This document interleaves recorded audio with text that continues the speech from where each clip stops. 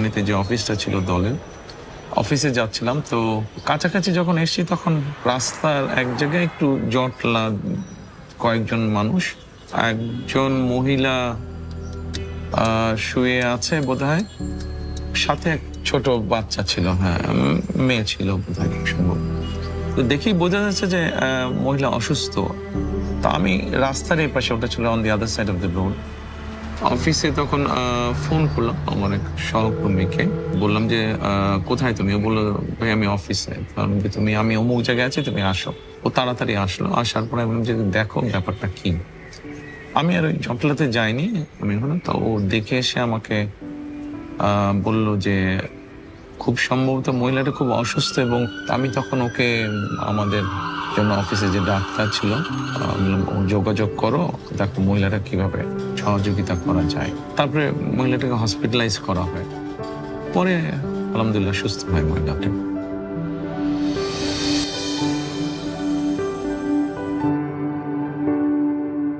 একটা কর্মসংস্থানের ব্যবস্থা মনে হয় করা হয়েছিল, যেখান থেকে মিনিমাম একটা তার ইনকাম হয়, যেখান থেকে সে মোটামুটি চলতে পারে।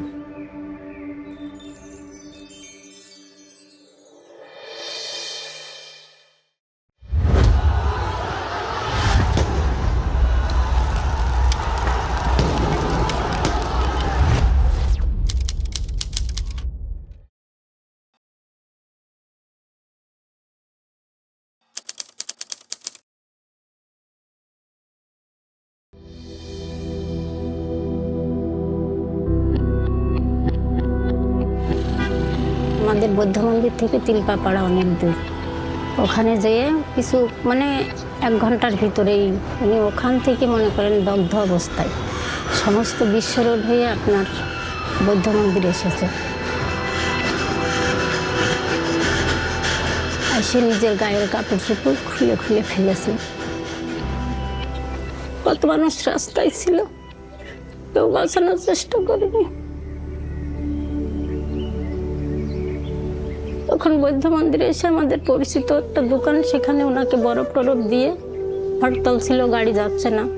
পরে আমার ভাইয়েরা জোর করে একটা গাড়ি নিয়ে নিজেরাই চালিয়ে নিয়ে গিয়েছে আপনার বাণী মিডে। পরের দিন আমি আমার আব্বুকে দেখতে যাই, তখন আমার আব্বু আমার দেখে কান্না করছিল, মানে বোঝাচ্ছিল যে তার গা ঝুলে পড়ে যাচ্ছে, হয়তো তার কষ্ট হচ্ছিল, সেটা বোঝাচ্ছিল। আমাদের 2 বোনকে মাথায় হাত দিয়ে ওগুলো মানে আমাদেরকে দেখছিল, দেখে উনি একা একাই কান্না করছে। আব্বুকে তো ওইভাবে কখনো দেখিনি, মানে পুরো শরীর ব্যান্ডেজ করা ছিল। হসপিটালে যেয়ে দেখার পরে আমার মাথা ঘুরে যায়, আমি হসপিটালে অজ্ঞান হয়ে যাই। আমি তো ওনার চিকিৎসা অধীন, আমি ওনার সঙ্গে ছিলাম 5 দিনের দিন। আমাকে বললো একটা কলা দাও, কলা খাই, পানি খাই বলে নিয়ে কলাটা যেই নিতে গেছি, তেজ ফিরেন দেখে চোখ উল্টাইয়ে ওই সময় জানটা বেরিয়ে গেল। আমার বাচ্চারা বাসায় ছিল। খবর আসলো, একজন আমাদের এলাকারই মামা হয় পরিচিত, এসে বলছে যে আমির হোসেন মারা গেছে। এটা শোনার পর মানে আমাদের 2 বোনের মাথায় কোনো কাজ করেনি। পরে আমি যে আর আব্বুকে দেখতে পাইনি, আমি দেখছি ওই যে ঢাকনাওয়ালা ট্রেসারগুলো আছে না, ওতে করে আব্বুকে নিয়ে যাচ্ছে। যখন লেখালেখি করে লাশের জন্য, আমি অনেক হাতে পায়ে ধরছি যে দেখেন আপনারা অন্তত পোস্টমর্টমটা করেন না।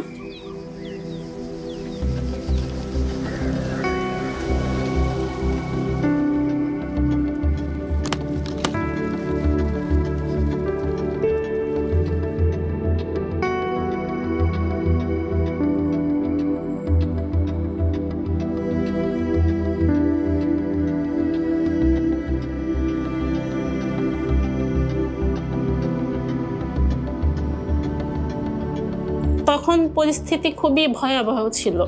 আম্মু তো সংসারের কিছু ওইভাবে জানতো না।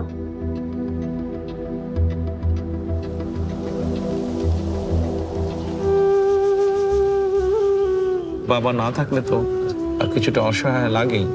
আমিও ছোটবেলায় বাবা হারিয়েছি, কাজেই মাথার উপরে বাবার ছায়াটা না থাকলে তো অসহায় লাগে। সেটা ছেলে হোক মেয়ে হোক। হয়তো আমাদের সামাজিক ব্যবস্থায় মেয়েদের জন্য বিষয়টা একটু বেশি কষ্টকর। যখন তাদের এরকম ঘটনাটা ঘটে, তারপরে থ্রু ডক্টর আমান আমরা হেল্প করতাম ফ্যামিলিটাকে। করে একদিন আমান ভাই আমার ওখানে যায়, যে বলে আপনার আমরা মাসে কিছু যদি অনুদান করি আপনি কি চলতে পারবেন। বললে আপনি কাউকে এই বিষয়টা কোনোদিন কেউ যাতে জানতে না পারে। 7 দিয়ে 8 দিয়ে মনে হয় 9টি যে বন্ধ হয়ে গেছিল, বন্ধ হয়ে কোনো খোঁজই পায় নাই। তখন আমি তো আর মনে করেন 8 সালের থেকেই মনে হয় বন্ধ হয়ে গেছিল। আমি তখন আমার নিরুপায় হয়ে আমি দেখলাম এ সম্ভব না, আমি তো আর পারতেছি না। স্বাভাবিক আমি জেলে যাওয়ার পরে তো ওই হেল্পটা বন্ধ হয়ে যায়। ওরাও সবাই তো সমস্যার মধ্যে কি করবে, তখন আমার ওয়াইফকে জানায় বিষয়টি। তখন আমার ওয়াইফ আমাকে জেলখানায় জিজ্ঞেস করলেন যে এরকম, বললাম যে হ্যাঁ এটা তো করতাম, বাট এখন তো পারছি না আমরা। ওনারা যখন 1 বছর খোঁজ না হয় তখন আমি খুবই অসুস্থ হয়ে পড়ছিলাম, কারণ আমার সাহসটা হারাই ফেলছিলাম। সেলাই মেশিনে কাজ করে 3টা পেট, তারপরে লেখাপড়ার খরচ, তখন আমি নিজেই বাড়ি চলে আসছি। মনেও কখনো কল্পনাও করি নাই যে ওনারা আর আমার কোনোদিন খুঁজবে। বছর খানিক পরে তখন আবার আমার মামা একদিন ফোন দিয়েছে আমার আম্মুকে। তখন মনে করেন আমার সাহস, আমার একটা বুকে সাহস আসলো। সেই থেকে সমস্ত চিকিৎসার ভার আমার আম্মুর, আমার বড় বোন অসুস্থ হয়েছিল, সমস্ত চিকিৎসার ভার আমার মামাই মানে ওনার দায়িত্বেই করিয়েছে আমার আম্মুকে। এই দেখেন 17-18 মারা গিয়েছে 21 বছর পরছে, অথচ 17-18 বছর ওনারা আমার সঙ্গে আমার পাশে আছে। বিপদে আপদে যেটুকুই হোক আমার খোঁজ রাখছে, এটাই। উনি মনে করেন যে আমার মেয়েদেরকে দিত আর বলতো পড়াশোনা করছো, সকালে এইভাবেও খবর নিছে, তোমরা কি স্কুলে গেছো, কিভাবে পড়ো, কখন পড়তে বসো। মেয়েদের সবসময় বলে ওদেরকে দিয়ে দেবেন না। যেহেতু বাবাও নেই, সেই জন্য ওরা যদি লেখাপড়া শিখতে পারে, ওরা যদি নিজের পায়ে দাঁড়াতে পারে, তাহলে ফ্যামিলিটার মধ্যে আত্মবিশ্বাসটা ফিরে আসবে। আমি সেই চিন্তা থেকেই বলেছিলাম যে বিয়ে তো করবি, সেটা 2 দিন আগে হোক পরে হোক। তো আমার মা আমাদের জন্য সেই থেকে, আমার মাও আমাদের জন্য অনেক করেছে, মনে করেন পড়াশোনা শেষ করিয়েছে। আমি তো তখন বুঝি নাই যে আমি এটা কোথা থেকে পাচ্ছি। আমি তো এতদিনও জানতাম না। এইবার ডাক্তার দেখাইতে যেয়ে এই মনে হয় বছর 2, তখন বললো যে আপনি যেহেতু নামাজ পড়া রোজাদার লোক, আপনাকে আমার কিছু বলার নেই, ওনার জন্য দোয়া করেন। ওনার আম্মা খুব অসুস্থ, উনি ফোন দিয়ে আমাকে এটা বলে। তখন আমি বুঝতে পারি। আমার যখন কেউই ছিল না, তখন 2টা বাচ্চা নেমে অসহায় অবস্থা, ওনারা আমার পাশে ছিল। ট্রিটমেন্টের থেকে শুরু করে সমস্ত লেখাপড়া, যা দায়িত্ব, ওষুধপত্র নিয়ে এতদিন আমার সঙ্গে ছিল এবং এখনো আছে। মনে করেন উনি তো বাবার মতো দায়িত্ব এতদিন আমাদের পালন করে এসেছে। ওনাকে দেখলে ওনার সাথে আমি একটু জাস্ট আমার ভালো মন্দ কথাগুলো শেয়ার করতে চাই, ওনাকে একটা সালাম জানাতে চাই। আমার কাছে যখন মনে হয় যে তাদের পাশে একটু দাঁড়ানোতে তারা নিজের পায়ে দাঁড়াতে সক্ষম হয়েছে, তাদেরকে একটু সহযোগিতা করানো, যতটুকুই হোক সহযোগিতা করানো, ডেফিনেটলি তখন তো ভালো লাগে।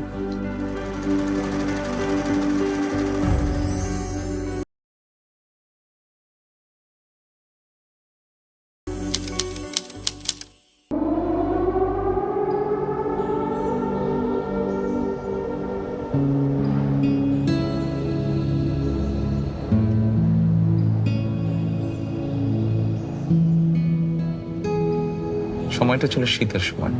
জেলখানায় আমার সাথে একটা ছেলে থাকতো।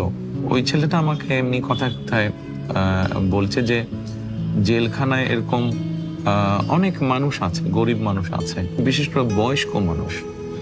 মহিলাদের ক্ষেত্রে এটা আছে বেশি, পুরুষদের ক্ষেত্রেও আছে। অনেকে এরকম আছে যাদেরকে কেউ দেখতে আসে না, যাদের কোনো ফ্যামিলি তেমন আসে না,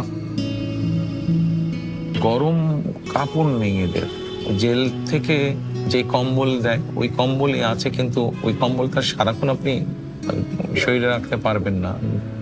তো সোয়েটার নেই বা শল নেই। তা আমি ওর কথাটা শুনলাম, শুনে আমি চুপচাপ থাকলাম।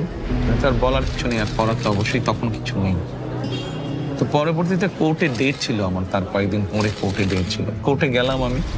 কোর্টে যাবার পরে আমার এক সহকর্মী, ওর নাম রুমন, তো আমি কাছে ডাক দিয়ে ওকে বললাম যে এক কাজ করো, কিছু মহিলাদের শলটা হলে একটা সুবিধা হয় কি, আর যেটা চাদর সেটা রাত্রে ঘুমোতেও পারে, বা দিনের বেলায় সেটা শীত লাগলে সেটা গায়ে জড়িয়েও ধরতে পারে। কিন্তু কম্বল তো সবসময় আপনি ব্যবহার করতে পারবেন না, এক্সেপ্ট ঘুমানোর সময় ছাড়া। কারণ যে পুরুষদের জন্য কিছু সোয়েটার এবং মহিলাদের জন্য কিছু শল তুমি একটু আমাকে এনে দাও, জেল অথরিটি ওনাদের কাছে তুমি পৌঁছে দাও, আমি ওনাদের সাথে কথা বলবো। তখন জেলে ডিআইজি ছিলেন একজন মেজর হায়দার। আমি রুমনকে বললাম যে তুমি ওনার কাছে পৌঁছে দিও, আমি ওনার সাথে কথা বলবো। পরে রুমন ওগুলা ওনার কাছে নিয়ে গেছিল, তবে আমি তার আগেই, আমি যখন ফিরে আসলাম আবার জেলে নিয়ে আসলো আমাকে, তো ওনার সাথে ওই দিন কি পরের দিন বোধহয় আমার দেখা হলো। তখন আমি বললাম যে হায়দার সাহেব এরকম আমি শুনেছি এরকম, তা আমি কিছু এরকম গরম কাপড়ের ব্যবস্থা করছি, তো ওগুলা এসে পৌঁছলে আপনার কাছে দিবে, তা আপনি যদি একটু দেখে, আমি তো আর দিতে পারবো না, আপনি দেখে যদি সত্যি এরকম যারা নিডি তাদের কাছে যদি একটু এই জিনিসগুলো পৌঁছে দেন। তো পরে ওনারা দিয়েছিলেন, ওনারা পরে পৌঁছে দিয়েছিলেন।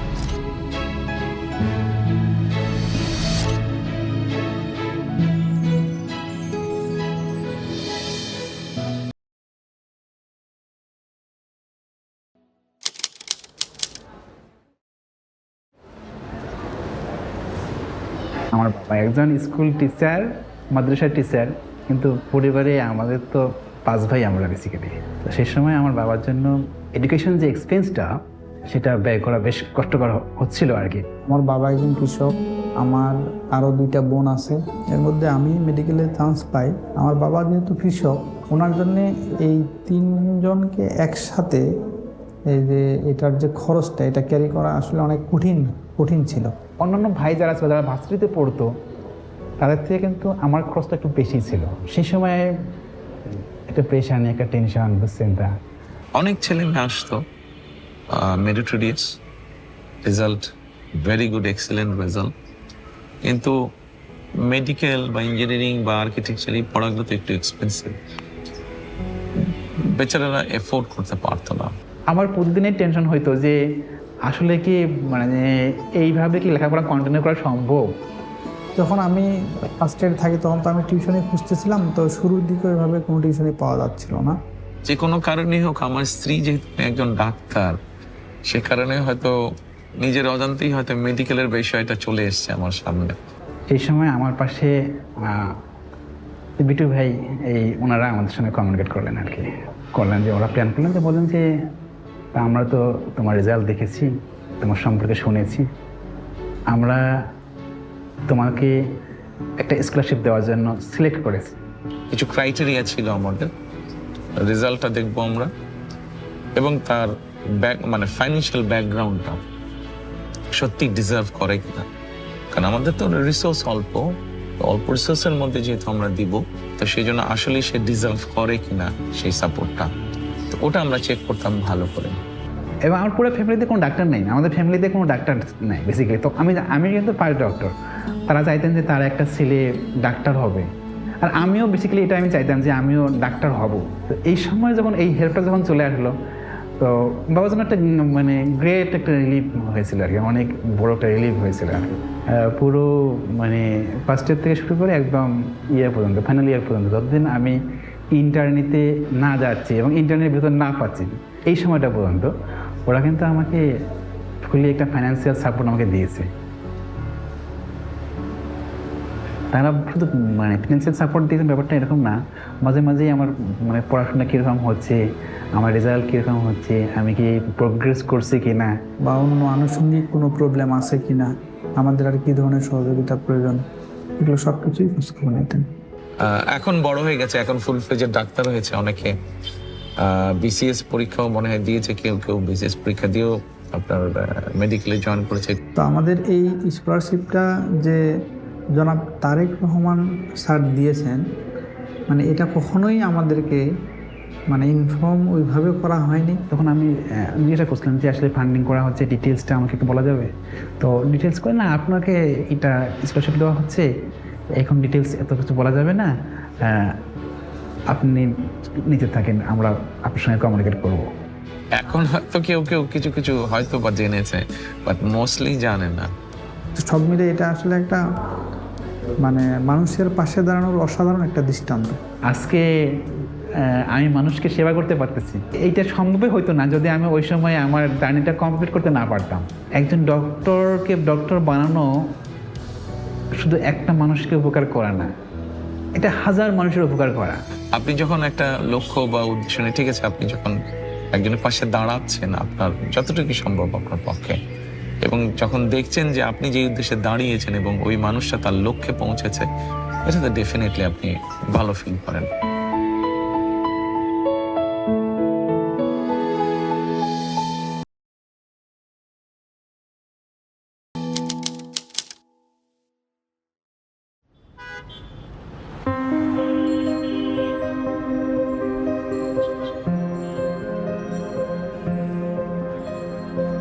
পুরো পৃথিবীতেই মানুষ এবং প্রাণীর সমান কোএক্সিস্টেন্স থাকা উচিত।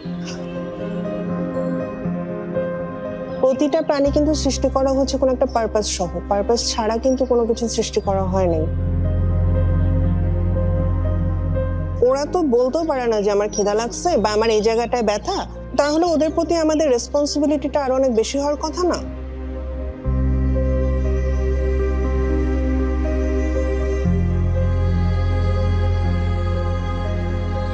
কিন্তু আমাদের মতো দেশগুলোতে যেটা হয় যে আমরা প্রাণীদেরকে একদম একটা সাইডে সরায় ফেলছি। আমি ছোট থেকে যেটা দেখতাম যে ওদের চোখ তুলে ফেলছে, কান কেটে নিচ্ছে, লেজ কেটে নিচ্ছে, হাত পার উপর দিয়ে গাড়ি চলে যাচ্ছে, ওরা ওভাবেই পড়ে আছে, কেউ দেখছে না। তো ছোট থেকে এই অবস্থাটা দেখতে দেখতে আমার ইচ্ছা ছিল আমি ওদের জন্য কিছু একটা করব। ক্লাস 5-এ থাকতাম, প্রথম কুকুর আর বিড়ালের বাচ্চা নিয়ে আসছিলাম বাসায়। তো তখন থেকে শুরু করে 2013-এ আমার এতগুলো বিড়াল হয়ে যায় বাসার ভিতরে যে আমি চিন্তা করি যে আমার যেহেতু এখানে একটা জায়গা আছে, আমি এটাকে শেল্টারে কনভার্ট করব। ওই প্ল্যান করে আমি বিল্ডিংটা করি এবং তারপর এখানে মুভ করি ঢাকা থেকে। আমি স্ট্রে অ্যানিমাল নিয়ে মূলত কাজ করছি। এরা এমন অবস্থা থেকে আসে যে অনেক বয়স্ক হয়ে গেছে, দাঁত নাই, চোখ নাই, রাস্তায় সার্ভাইভ করতে পারছে না, গাড়ি ধাক্কা দিয়ে চলে যাচ্ছে। হ্যাঁ, বা অনেককে বাচ্চা অবস্থায় এনেছি যে মা মারা গিয়েছিল, এরপর আর দেখার কেউ নাই।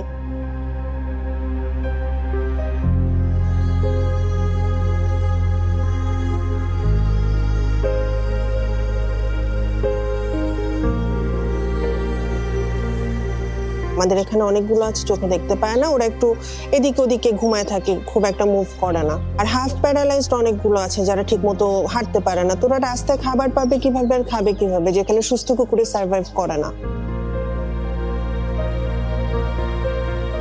প্রত্যেকটি প্রাণী, জীব কোন না কোনো ভাবে মানুষের উপকার তো করছেই।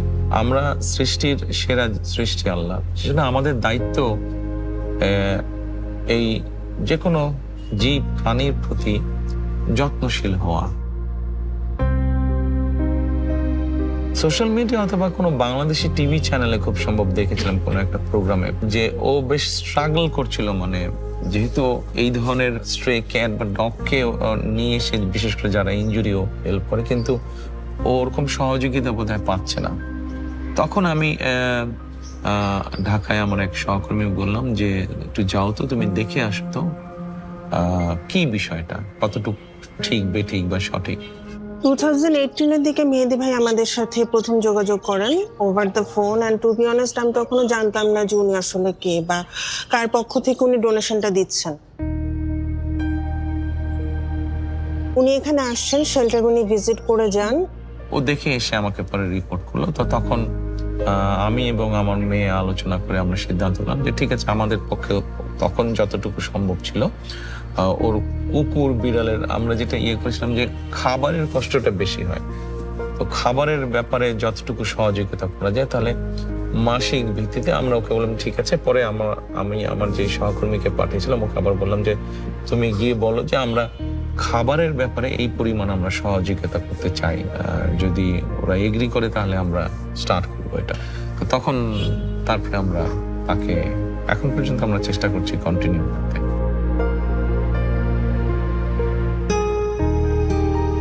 আমরা কোথাও কোনো ডোনেশন দিলে বা ফান্ড দিলে আমরা চাই যে আমাদের নামটা হোক, আমাদের নামটা সামনে আসুক।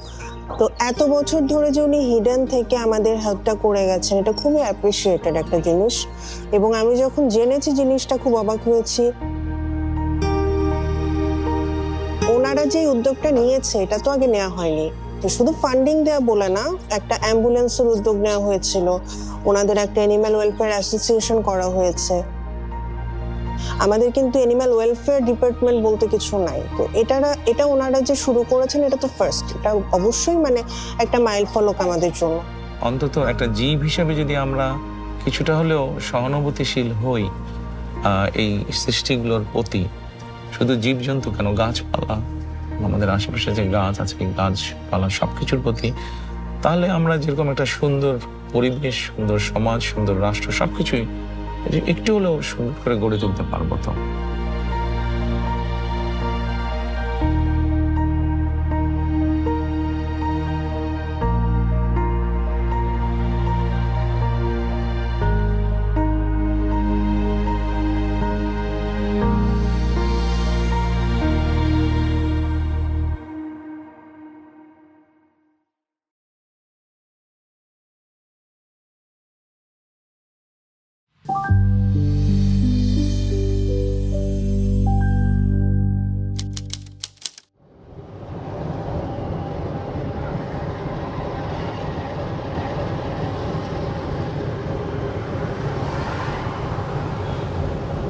প্রথম ছেলে গেল আলট্রাসাউন্ড করবার, প্রথম গেছে মেডিকেলতে বাইরে পরে গেছে আলতা করবার যাব। এই টাইমে সরব দুজন দাঁড়াই গেছে, দাঁড়াইতে গিয়ে যখন সরব পার ওপর গেছে তখন অ্যাক্সিডেন্ট হয়ে গেছে।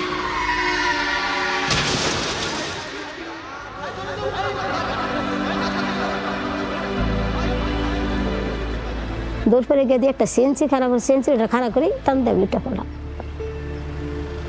উঠে পড়ছি, উঠে পরে আমি সিএনসি উঠে পড়ছি, উঠে পড়লে বেড়া আমার নিলে এবারে বেড়ার করতে একদম বেড়ার কিছু কই নেই, বেড়াই আমার টান দিয়ে নামাই আছে, নামাই উঠে আমি দেখি এনে একটা লাশ, দুইটা লাশ, দুই জায়গা আমার বইরে আলছে প্যাকেটও, আর নাতিনটারে গিয়ে পাই নেই আমি।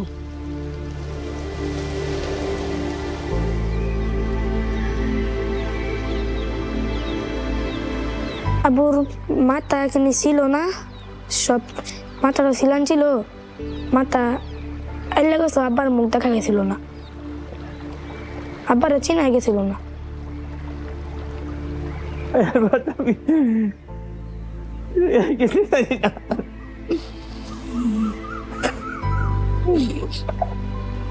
তারপরে গেছি, ওরা আম্মুল্লা দেখে দিয়ে, আম্মুর এটা কিছু ছিল না, খালি চোখটা ছিল, আর কিছু ছিল না।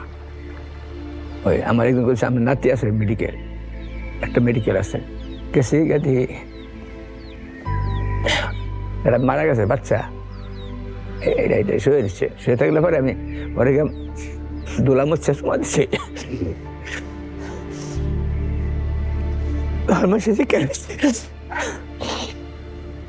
মারা গেছিল সঞ্জিদা, 3 বছর বয়স, 5 ছোট ছিল হয়। ডাক্তার করে আমরা নাতি আরেকটা আছে, এটা তো মারা গেছে, এবার নাতি আরেকটা পরে ওই গেছি গিয়ে দিয়ে নাতি আমার কুলো দিচ্ছে, পরে ডানা হয়ে গেছে মেডিকেল ফটো চালাইয়া। ফাতেমা তার মা বাবার মুখ সে দেখে নাই, আমরা দেখতে পারছি, সে দেখতে পারে না।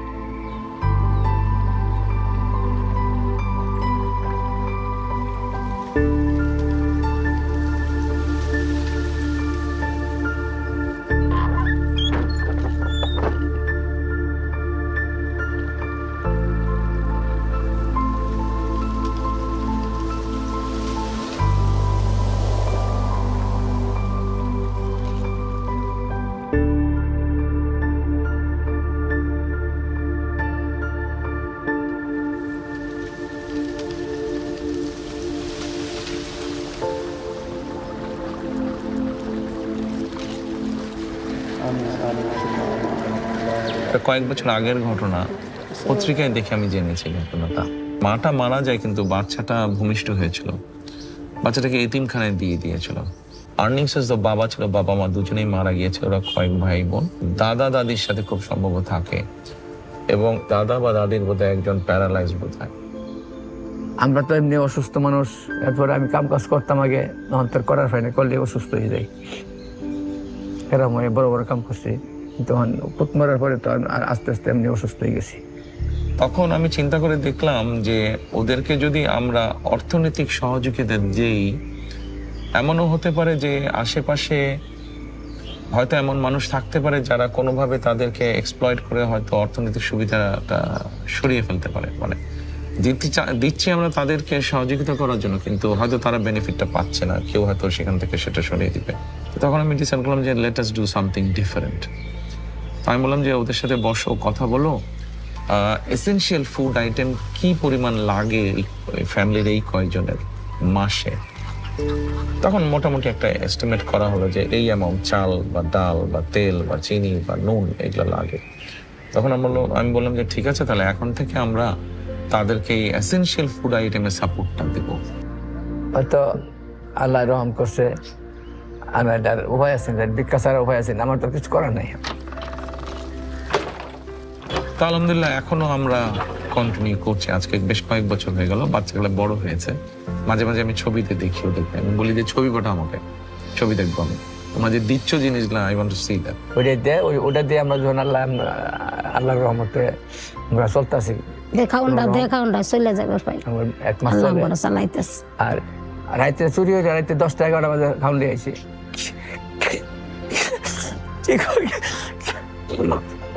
কি কষ্ট হয়ে গেছে, অনেকদিন কষ্ট হয়ে গেছে।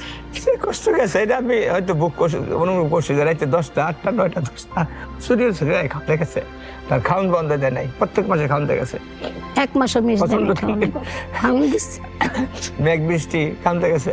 যারা এই কাজগুলো করতে পছন্দ করে, যারা চায় এরকম করতে, পাশে গিয়ে দাঁড়াতে, দলমত নির্বিশেষে, এরকম অনেক মানুষকে আমরা চেষ্টা করেছি তাদের পাশে গিয়ে দাঁড়াতে, যারা আমাদের দলই করে না, আমাদের দলের সাথে যাদের কোনো সম্পর্কই নেই, বাট মানুষটা অসহায়, তার একটা সহযোগিতা বা সাহায্য প্রয়োজন, করেছি আমরা।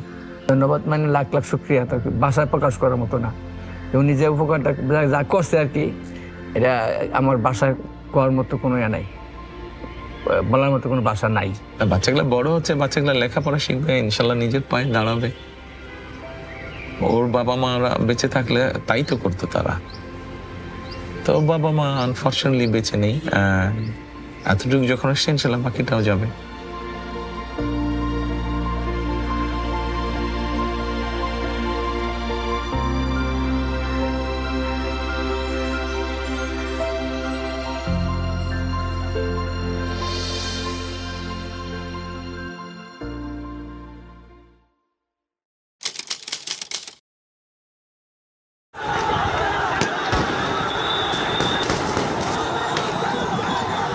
পাঁচ তারিখে আমার ছোট বোন আম্মার বাসায় গেছে, তখন আমরা আশকোনাতেই থাকি। তো আমরা খবর দেখতেছি আমার ছোট বোন ও নাচতেছে, মানে শেখ হাসিনা পালাইছে এটা দেখে ওই খবর টবর দেখলো। 4টা বেজে গেছে, ওর ফ্রেন্ডরা ফোন দিতেছে নিচে নামার জন্য। তো চলে যাইতেছে পর আমাকে বলতেছে আম্মু আমি যাই। আমি কইছি আব্বু যেখানে যাও সন্ধ্যার মধ্যে চলে আসো, আম্মু তুমি টেনশন করো না, আমি চলে আসবো। তো নিচে যে 2 বন্ধুর সাথে চলে গেছে। 7:12 আব্দুল্লাহকে 2বার ফোন দিছি, ধরে নেয়। 7:19 আবার ফোন দিছি, 2বার ধরে নেয়। 3বারের মাথায় ও ধরছে। 36 সেকেন্ড ওর সাথে আমার কথা হয়েছে। সালাম দিয়ে শুধু বলছি বাবা তুমি কোথায়? ও বলছে আম্মু এয়ারপোর্টের মাথায়। বলছি বাবা আজান দিচ্ছে, সন্ধ্যা হয়েছে না, আম্মু আধা ঘন্টার মধ্যে আসতেছে। 8:10 একটা আননোন নাম্বার থেকে ফোন আসছে, রিসিভ করতে করতে কেটে গেছে। আবার উনি কল দিছে। উনি শুধু ফোন দিয়ে বলছে আব্দুল্লাহর আপনি কি হন? আমি বলছি আব্দুল্লাহর মা। কেন, কি হয়েছে? ও অ্যাক্সিডেন্ট করছে, আপনি একটু এখনই আসেন। আমি শুধু ওনাটা নিয়েছি আর আমার ব্যাগটা নিয়েছি আর মোবাইলটা নিয়েছি। তো এর মধ্যে আবার উনি ফোন দিছে আছে আপনি তাড়াতাড়ি না আসলে ঢাকা মেডিকেল পাঠিয়ে দিবি। ওনার এই কথা শোনার পর আমি মোটামুটি যে আব্দুল্লাহর হয়তো গুলি লাগছে, রাস্তায় বেরোনোর পরে আমি বুঝি। তা আমি দৌড় দিয়ে ঢুকে গেছি। ঢুকে ও একটা কফি কালারের টাইস পরা, ওর চেহারা তো ঢাকা, ওর পায়ে সাদা সুতা বাঁধা দেখে আমি বুঝে ফেলছি যে আমার বাবা তার নাই। তা আমাকে ঢুকতেই দিতেছে না। মহিলা মানুষ বলতেছে আপনাকে ঢুকানো যাবে না, আপনি পুরুষ মানুষকে। তোর মামা গেছে, ওর মামা দেখে ওইখানে অজ্ঞান হয়ে গেছে, আমি অজ্ঞান হয়ে গেছি।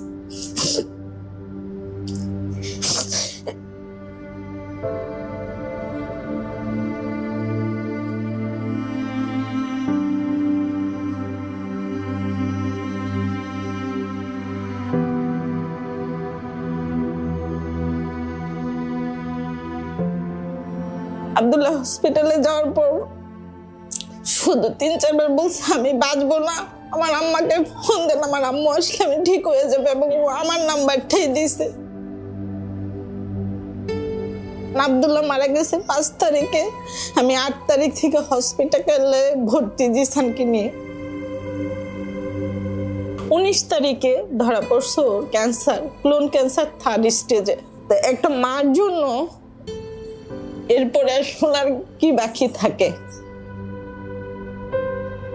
যতটুকু মনে পড়ছে এই ঘটনাটা আমি সোশ্যাল মিডিয়ার মাধ্যমে জানতে পারি। জানার পরে আমি আমাদের বিএনপি পরিবারের আহ্বায়ক রুমন বহু বছর, গত 20-25 বছর ধরে রুমন আমার এই কাজগুলোতে আমাকে সহযোগিতা করে। তো আমি রুমনকে তখন বললাম যে আচ্ছা এটা দেখলাম, তুমি একটু যাও তো দেখো কি ব্যাপার, গিয়ে দেখে সবকিছু জেনে শুনে আমাকে জানাও। তো দেন রুমন ওখানে যায়, মায়ের সাথে কথা বলে। অসম্ভব অসহায়তার একটা ঘটনা সেদিন আমি জানলাম। আব্দুল্লাহ মারা যাওয়ার 14 দিন পর থেকে যুদ্ধ শুরু হয়েছে। আমি ছেলের জন্য কান্না করবো না, এই ছেলেকে নিয়ে হসপিটাল দৌড়াবো।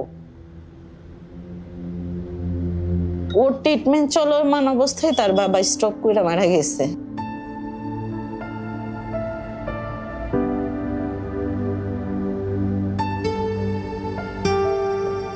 দিন শেষে আমার ছেলের জন্য আমি, আর আমার জন্য আমার ছেলে, আসলে আমরা অনেক একা।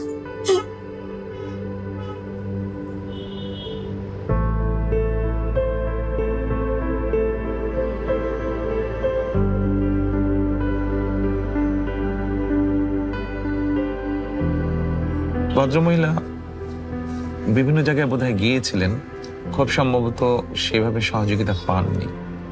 তারপরে আমি তখন রুমনকে বললাম যে ঠিক আছে। তো ও বলল যে ভাইয়া এটা বেশ সময় এবং খরচ লাগবে এই ট্রিটমেন্টটাতে।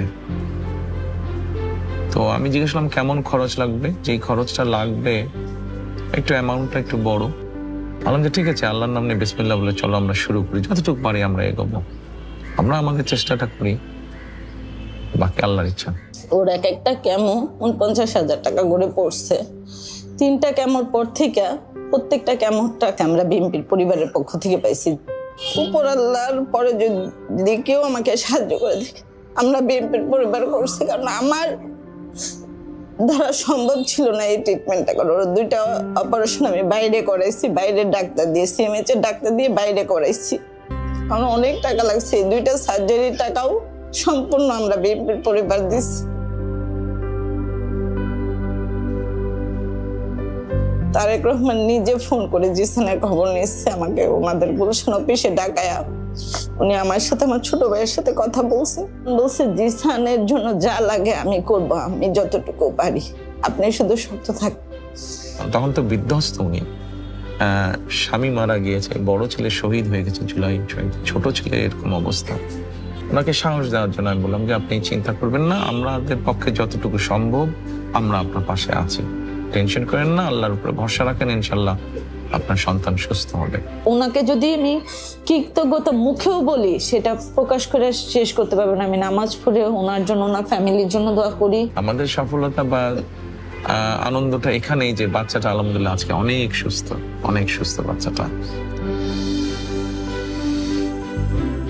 মানে আমি চাওয়ার আগে এত কিছু পাইছি যে চাওয়ার আর জায়গা নাই গা, মানে আমার কোনো কিছু ফুলফিল, আমার বাচ্চার চেয়ে বড় কিছু তো নাই। তারা আল্লাহর রহমতে তাদের উসিলায় আমি আমার বাচ্চাটাকে সুস্থ পাইছি, এটাই আমার জন্য অনেক অনেক অনেক আলহামদুলিল্লাহ। মাটাও যখন সেই প্রশান্তির হাসি দেয়, ওটাই আমাদের কাছে সবচেয়ে বড় পাওয়া।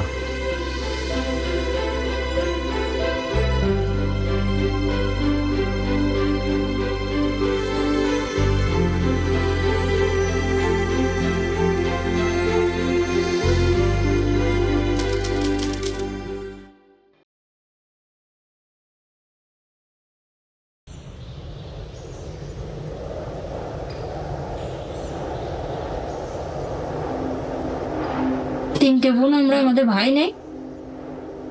বোনেরা বাপ থেকে মামা বাড়ি থেকে বিয়ে হয়েছিলেন, তারা বিকে যাচ্ছিল। যখন বাচ্চা হয়েছে তখনই এর বাপ যশোর যেতে তো তখন আর কাকের কাছে জিজ্ঞেস করিলাম, যে বাপ কোথায়, তখন বলছে যে ওই যশোরে থাকে। এই দেখার পরে আর হসপিটালও দেখতে গেছিল, দেখছি বই দেখে তো ও যশোরে চলে গেছে। তখন ছেড়ে দিয়েছে, তখনই বলেছে। ওখানে 8 মাস ছিলাম শ্বশুর বাড়ি, তারপরে মামা বাড়ি পাঠাই দিয়েছিল। মামা বাড়ি থেকে তাই কয়েক মাস থাকার পরে তাই আবার দিয়ে দিয়েছিল। এটুকুই চাইছিলাম যে আমার বাচ্চা যাতে তার বাপের পিতৃ পরিচয় পাই, যাতে দাদা বাড়ি যাতায়াত করতে পারে। শুধু আমার কাছে থাকবে না, তার দাদা বাড়িরও তো দরকার আছে। দাদা বাড়ি যাতায়াত করবে, দাদা বাড়ি যাবে তারা। এখনো বাপের ইসির দিক থেকেও কষ্টেই আছে, কারণ আমার কাছে অনেক সময় বলে, এটা ভাই আমি বলতে পারি না। যখন আমার বাচ্চা জিজ্ঞেস করে, সবার আব্বু আছে, সবাই বলে ওঠে আমার বাচ্চার অনেক পেরেন্ট, মানে কথা বলে বড় মানুষের মতো। ইয়ে বলতে গেলে আমি বলতে পারি না, যে অনেক অনেক প্রশ্ন করে। যখন সবাই আমার ওই স্বাস্থ্য ভাইরা আছে, বাচ্চারা সবাই মা আব্বু বলে কোলে ওঠে, তখন আমার বাচ্চাও অনেক সময় ভুল কেমনে মামাকে বাপ বলে ডেকে ফেলে, বুঝছেন।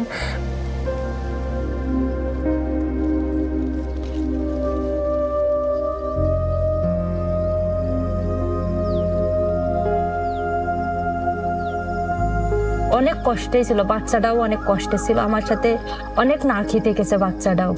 ওষুধ মনে করেন সবসময় আমার ডাক্তারের কাছে রাখতে হয়, একটার পর একটা হতেই থাকে, একটার পর একটা হতেই থাকে। বেশিরভাগ ও ডাক্তারের কাছেই থাকে।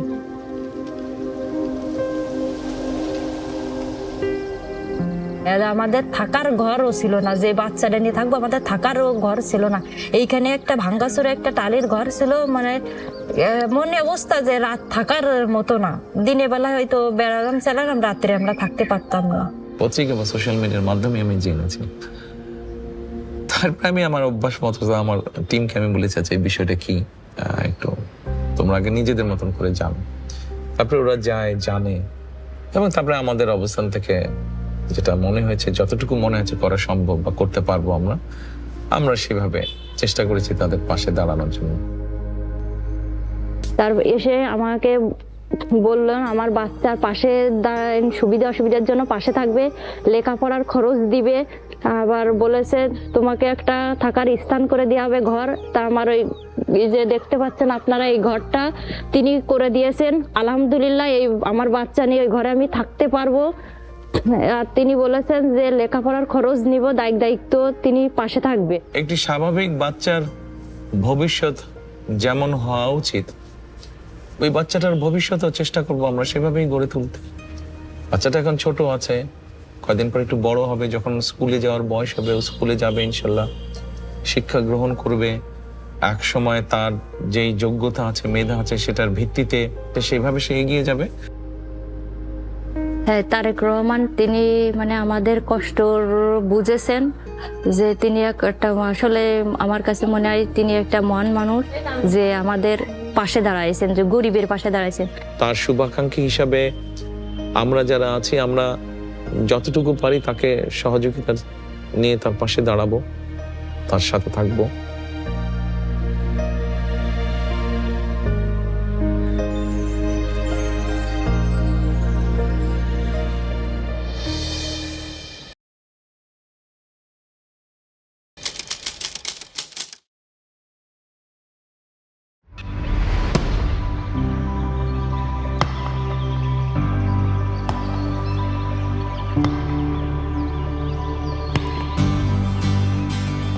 ছোটের বয়স 6 বছর 2 মাস চলে।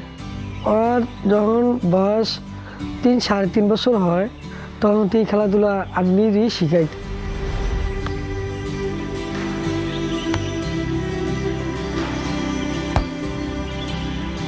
সর্বপ্রথম আমার শ্বশুরি একটা বল দিয়েছিল প্লাস্টিকের, মানে তাই সে ছোট ছিল, একটা হাঁটা শিখছে, ওই সময় একটা প্লাস্টিকের বল এনে দিয়েছিল। ওই থেকে মানে বল হাতে নেই, ওই খেলতে লাইতে পরে হ্যাঁ বাবা একটা বল এনে দিছে। আমার দোকানের সামনে আমি ফজর নামাজ পড়ি ডেলি শিখাইতাম অন্তত 1 থেকে 1.5 ঘন্টা। যখন 2-5-6 মাস খেলা শিখছে তখন দেখি নিজেই ইচ্ছাইতভাবে আরও কয় আব্বা বল খেলতে জায়গা হ্যাঁ খুব আগ্রহ। তখন দেখলাম আস্তে আস্তে যেটা শিখে আল্লাহ দিলে সেটাই দেওয়া শিখে বা শিখতে চেষ্টা করে। তখন আমি বুঝছি না আস্তে আস্তে মোটামুটি ভালো একটা কিছু করবে। আমাদের এলাকায় অনেক পোলাপাইন আছে মোবাইলে ভিডিও করে টুরা প্রথম ইয়া করছে, পরে চ্যানেল আছে না চ্যানেলে আসলো সবাই হিসাবে এটা ভিডিও টিডিও করে ভাইরাল করছে। আমাদের দলের একজন নেতা আছে আমিনুল, সবাই ওকে ফুটবলার আমিনুল হিসেবে জানে। যখন আমরা পরিকল্পনা করলাম যারা এরকম প্রতিভাবান আছে তাদেরকে আমরা আস্তে আস্তে আস্তে খুঁজে বের করব, তখন আমি আমিনুলকে বললাম যে আমিনুল তুমি এক কাজ করো, তুমি তোমার মতন করে খোঁজ করো এরকম প্রতিভাবান শিশু কিশোর যুবক কোথায় আছে। এবং তখন খুঁজতে গিয়ে আমরা এই ছোট বাচ্চাটাকে খুঁজে পেলাম। আমি সাইকেলের কাজ করি, মেকানিক কাজ, অত 500-600 টাকা কাজ করি, এটা দিয়ে আমি সংসার চালাই চলি। তখন আর বোর্ডও ছিল না, জার্সি আমার দেশের পোলাপাইনে 2টা জার্সি দিয়েছিল, ওই জার্সি দিয়ে খালি পাই খেলাধুলা করতো। এরপরে গোলরক্ষক আমিনুল সাহেব আসলো, আইসা সোহানারে কিছু উপহারও দিছে, বুট, প্যান্ট, জার্সি, তারপরে বল। ছেলেদের মধ্যে হোক মেয়েদের মধ্যে হোক যার যেই প্রতিভাটা আছে তাকে আমরা চেষ্টা করব সেই প্রতিভাটা আরো যাতে বিকশিত হতে পারে সেই সুযোগটা তৈরি করে দেওয়ার জন্য। ছেলে তো দেশের হয়ে খেলবো, ভালো একটা কিছু করবো, এটাই তো আমার স্বপ্ন, যাতে এটাই দেশের ভালো কিছু করাই তো আমার ভালো কিছু করা। আমাদের এই প্রতিভাবানদেরকে যদি বের করি এবং ওদেরকে যদি একটা স্কোপ তৈরি করে দিতে পারি আমরা, তারা আরো বিকশিত হবে। ছোট্ট মিছিল আরো লইতে পারি, সেগুলো গেঞ্জিগুলো আরো হতে পারে, সাত দিয়ে আরো লইতে পারি, তারপরে নিচের মধ্যে আরো লইতে পারি, তারপর আবার কত কিছু পারি। আমি ধন্যবাদ জানাই বিনোদ তারেক রহমান সাহেব আর গোলরক্ষক আমিনুল সাহেবে, তারা আমার মাসে কিছু অর্থায়ন দেয়। এটা দেওয়ার পরে এখন মোটামুটি আমার স্বাভাবিকভাবে ভালোভাবে আমি চলি, প্ল্যান পড়ালেও করাইতে পারি, আমার এখন সত্যি তো সহজ হয়।